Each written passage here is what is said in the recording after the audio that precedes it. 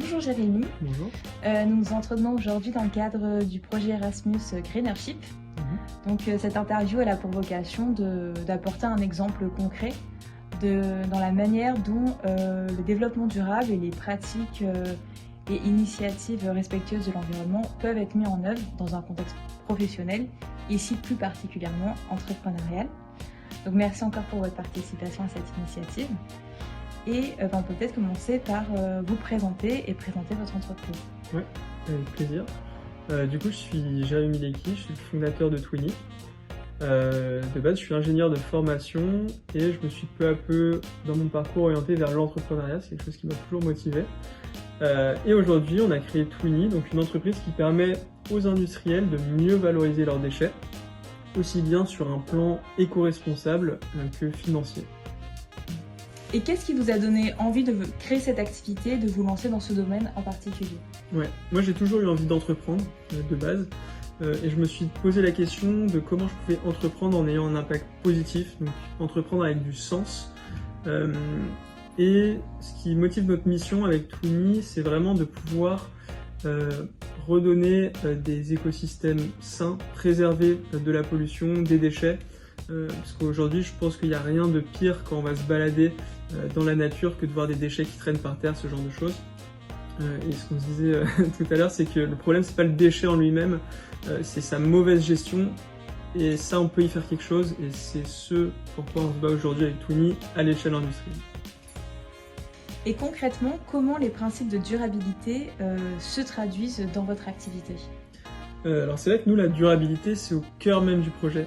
Dans l'ADN du projet, c'est de vouloir recycler, mieux valoriser des déchets. Et indirectement, enfin même directement, ça a un impact positif sur l'environnement. Prenons un exemple tout simple, mais avec une entreprise qu'on accompagne aujourd'hui, qui fabrique des joints en caoutchouc dans l'industrie.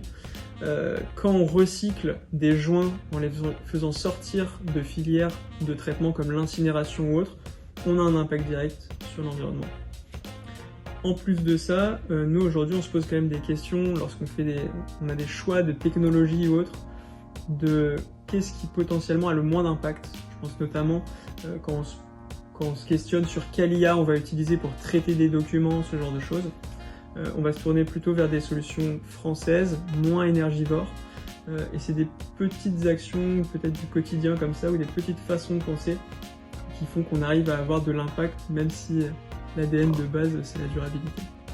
Et est-ce que vous avez rencontré donc des difficultés justement pour mettre en place ces pratiques durables au sein de votre entreprise? Ouais. Quand on parle de gestion de déchets, il y a deux challenges principaux. Le premier, c'est d'augmenter le taux de valorisation, le taux de recyclage des déchets. Et le deuxième, c'est tout en faisant moins cher. Donc un des premiers enjeux qu'on a rencontrés, avec une volonté très vertueuse de vouloir faire mieux chez les industriels, ça a été de se confronter à leur réalité business, de dire qu'en fait, eux, ce qu'ils ont vraiment besoin en tant qu'entreprise, en tant qu'industriel, c'est de minimiser leurs coûts. Donc ça, c'est le premier challenge qu'on a eu. Et aujourd'hui, en changeant cette approche-là, quand on arrive chez eux et qu'on leur dit « vous pouvez gagner 30% de taux de recyclage sur vos déchets et en plus, on va aller faire 3 000 € d'économie », là, ils nous écoutent. Avez-vous développé ou acquis des compétences particulières donc, pour développer votre activité ou même peut-être au cours de la création de votre activité? Ouais, c'est vrai que moi de base, comme je le disais en intro, je suis quelqu'un de technique, je suis ingénieur de formation et donc toute la partie business, commerciale, c'est des compétences que j'ai dû acquérir et qui aujourd'hui sont très plaisantes parce que c'est ce que je préfère, d'être au contact de mes clients, de mes utilisateurs. Et je dirais aussi que de toute manière, quand on entreprend, déjà on doit apprendre à piloter une équipe, à leader une dynamique d'équipe, et ça aussi c'est quelque chose qui s'apprend et qu'on n'apprend pas forcément à l'école. Donc c'est sur le terrain qu'on se le crée. Et dans l'entrepreneuriat, on doit vraiment avoir une vision à 360 degrés sur tout ce qu'il est possible de faire. On doit avoir des compétences en marketing, en technique, en commercial, vraiment sur tous les segments, même en ressources humaines. Et au final, c'est quelque chose qu'on développe avec le temps et en continu. Et de toutes les compétences qui seraient nécessaires d'acquérir ou de développer pour entreprendre justement dans le secteur lié à la transition écologique, lesquelles ce seraient? Pour entreprendre sur des projets orientés transition écologique, je dirais que le plus important, ce serait quand même de rester orienté et focus sur le côté business de notre projet.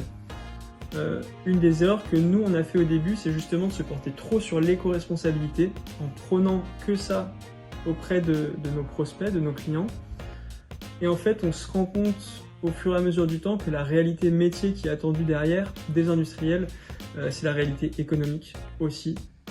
Et donc, aujourd'hui, je pense qu'il faut avoir une vision vraiment orientée business et que si de base, l'impact est conçu et porté déjà dans l'ADN du projet, en fait, l'impact positif que notre projet va avoir, c'est une résultante d'une bonne exécution business.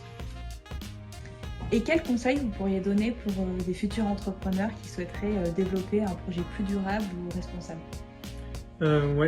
Pour un conseil que je pourrais donner, ce serait de trouver quelque chose qui nous anime, vraiment quelque chose, un projet avec lequel on porte beaucoup de sens, pour qu'on puisse tenir aussi dans la durée, parce qu'entreprendre c'est assez long.